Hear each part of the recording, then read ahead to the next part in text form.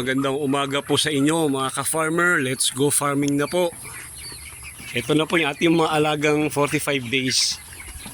Mamaya po pagbalik ko galing sa aking activity, iluluwagan ko na po yung kanilang kulungan kasi siksikan na po talaga sila.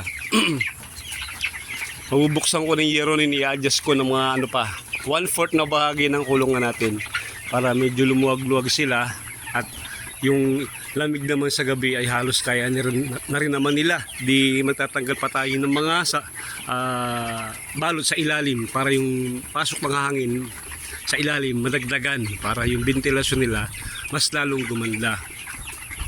Maraming salamat nga pala po doon sa ating viewer na si Sir Henry. Napansin niya yung aking post siguro mga 3 days ago, 2 days ago.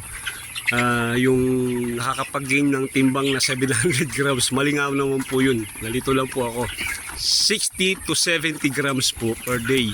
Na kaya niyang idoble yung kanyang timbang mula nung sa ay day old. Kasi pag day old, kadalasan kinukuha natin mga manok, yung sisyo ay 45 grams pataas.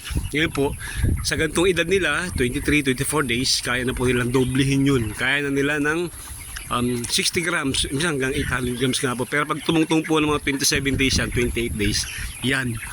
100 grams na po ang kaya nilang gain araw-araw. Basta tama po yung kanilang painom, tama rin po yung kanilang pakain, tapos po may proper ventilation tayo. Ayun, kaya na po nila. Kaya talaga pagdating minsan niya iba, dati siguro mga 3 years ago kapag kakaunti pa po yung customer ko noon, ako pa nahihirapan ako magbenta, inaabutan ako ng mga 2.3, 2.4 kilos ng manok. Pag inabot sila ng 45 days, 40, halos lampas pa nga po minsan. Kaya minsan pag yung binibentahan ko, halos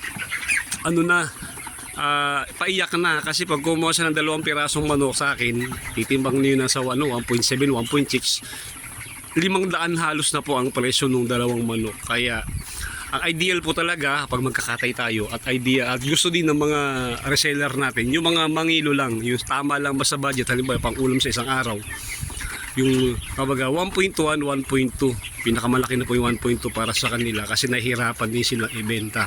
Kaya kadalasan po ang harvest ko 1.7, 1.8, pero meron po tayong mga customer na gusto na malalaki, yung mga the rest ay nasa 1.7, 1.6 kasi yung pag gano'n na po kalalaki yung manok, po siya, yung fats niya sa katawan ay marami na at mas malasa daw po. Yung po sabi nila, mas malasa daw kapag malalaki kumpara sa gantong maliliit. Yung gantong size naman po, tamang-tama po to sa yung fried chicken para sa mga bata. Malambot lang sila, pero pag tumungtong na po ng 50 days yan, ayan, medyo magalit na yan. Ang kadalasan luto po dyan, yung ginataan, yung adobo sa gata, sa adobong tuyo. Ayan, mga konting para magkaroon kayo ng idea, mamaya sa tanghalian kung anong ulamin ninyo. Maraming salamat po ulit, Sir Henry, sa pagkukorek. Pasensya na kayo minsan at nalilito rin tayo. Pero ang ating goal talaga, ating dahilan, kaya tayo para makapagbahagi tayo ng ating kaunting kaalaman sa pag-aalaga ng 45 days. Sa totoo po, meron akong kaibigan sa Pangasinan. OFW po siya, kasama po siya ni Mrs. sa ibang bansa. Una po ang alaga niya ay baboy. Sumunod po, nag-try siya sa manok. Ngayon po, inalis niya na yung baboy. Manok na po siya nagko-concentrate. Ang karga po niya sa isang load, isang cycle, kumaharga siya ng 1.5. Ang ganda po ng kitaan niya. At ngayon po ay mas bihasa pa siya. Marami sa mga sinishare sa akin na experience sa pag-aalaga ng manok na nakakatulong din sa akin. Nakikita ko yung difference ng kulungan niya sa kulungan ko. Nakikita ko rin yung difference ng pagkakaiba ng outcome ng kanyang ginawa sa ginawa ko. Imagine niyo nakakapag-harvest siya 26 days, 27 days. Isang sa isang cycle. Di ang laki ng natipid niya sa patoka. Tapos ang bilis pa ng panahon, ilang linggo lang pwede na uli siyang magkarga. Nauunahan niya na po ako. Ang galing po ng aking kaibigan. Yun po si Tess Flores sa taga Pangasinan. Ito po ang kanyang hanap buhay. Pero bukod po sa kanyang poultry, meron din po siyang palaisdaan. Ang ganda nga po ng yung setup ng kanyang manukan. Yung ilalim po ay simentado.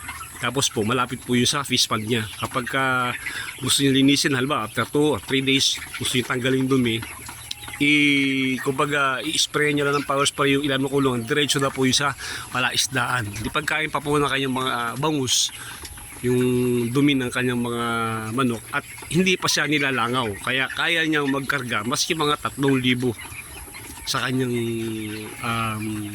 kulungan. Imagine nyo, sa isang harvest, siguro 4 months ago, tumubusan na nasa 100,000, kulang-kulang 100,000. Sa isang harvest lang po yun. Tayo po, di siyempre, tsaga tayo sa ganitong sistema, ito lang kaya pa natin budget. Kumbaga, i-improve na lang natin ang dahan-dahan. Yeah, maraming salamat po ulit sa inyo. Salamat po sa mga viewers natin na patuloy na nanonood ng ating mga vlog. Mabuhay po kayo, at sa mga bagong nagkarga, good luck po sa inyo. Happy farming po sa inyo lahat.